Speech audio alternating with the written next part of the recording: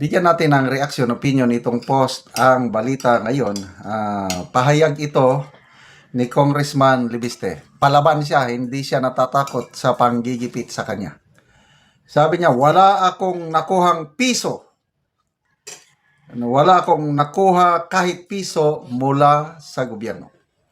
Maring itinanggi ni Congressman Leandro Libiste, kinatawan ng Batangas 1st District, na siya ay nakinabang sa anumang pondo ng pamahalaan sa gitna ng issue ng pagkansela ng Department of Energy sa power supply contracts ng Solar Philippines at ang planong 24 bilyong penalty laban sa kumpanya.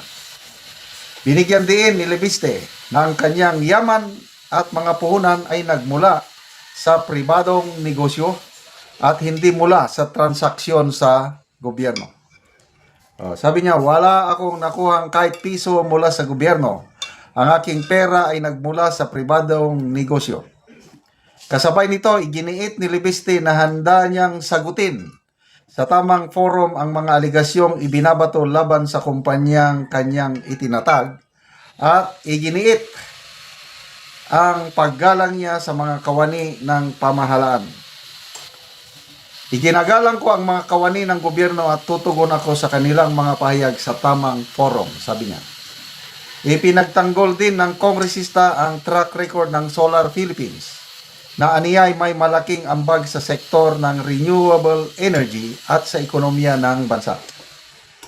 Ang kumpanyang itinatag ko ay nakapagpatayo ng pinakamalaking kapasidad ng renewable energy sa bansa at nakapagdala ng pinakamalaking foreign investment sa Pilipinas noong 2025. Gayunman, nagbabala si Libiste ng mga aksyong maaring mabigyang kahulugan bilang panggigipit sa mga negosyante ay maaring makasama sa kumpiyansa ng mga mamumuhunan. Kaunti lang ang namumuhunan sa ating bansa ngayon dahil sa pananaw na ginigipit ang mga negosyante. Agree ako dito. Naglabas ng video si Congressman Libiste yung launching ng Terra Solar Project. Partnership ito ng Meralco at ang kumpanya ni Congressman Libiste para magpatayo ng largest integrated solar farm in the world na mag-i-employ ng around 10,000 katao na mag-produce ng 3,500 megawatts. Narinig ko yung speech ng Pangulo nung launching ng proyektong ito at pinagmamalaki ng Pangulo. Ano ngayon?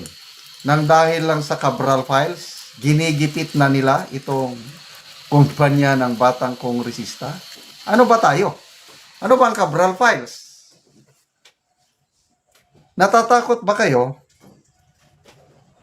na malaman ang katotohanan? Kasi sabi ni Congressman Libiste, as early as September, nagbabala na sa kanya ang mga iba't ibang sektor na huwag niyang ilalabas ang Cabral Files kasi kung gagawin niya, gigipitin siya ng kung ano-anong panggigipit. At ito na ngayon, nangyayari na. Mismo ang ombudsman, mabilis na nagsalita na, batang-bata ka pa. Nininegosyo pang franchise. Ano ka? Para kang maya ka naman. Para kang hindi Pilipino. Something like that. Yung pala, wala namang naibenta na franchise.